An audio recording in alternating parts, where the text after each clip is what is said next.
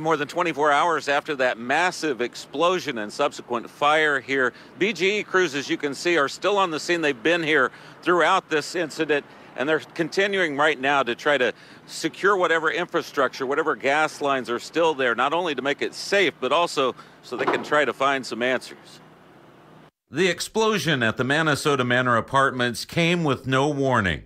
As I heard like this big loud boom, the next thing I knew, the fire department's knocking on the door telling everybody to get out, get out, get out. 24 hours later, as residents returned to grab whatever clothing and personal items they could carry out of the condemned building, fire officials are still trying to determine how an initial report of a fire inside a single unit here led to the explosion and subsequent fire that consumed the front of the building. Once inside the building, an explosion took place, which basically injured several of our firefighters.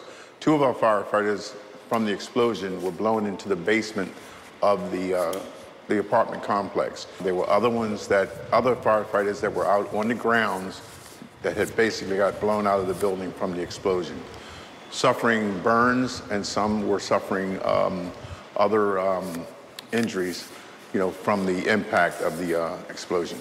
7 injured firefighters in all, along with 3 people who lived in the apartment complex, including a 53-year-old woman critically injured when she either jumped or the blast sent her flying through one of the windows from an upper floor. There had been no reports of any gas leak that day, raising questions over whether the explosion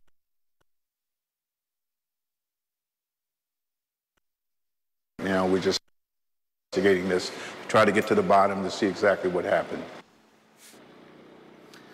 You're back here now looking at a live picture as BGE crews have dug up a portion of the parking lot. They've put in some walls here where people can get down to the bigger gas lines, trying to look and see what's going on with those as far as repairing them if it's necessary, also to see what remains of them after the explosion.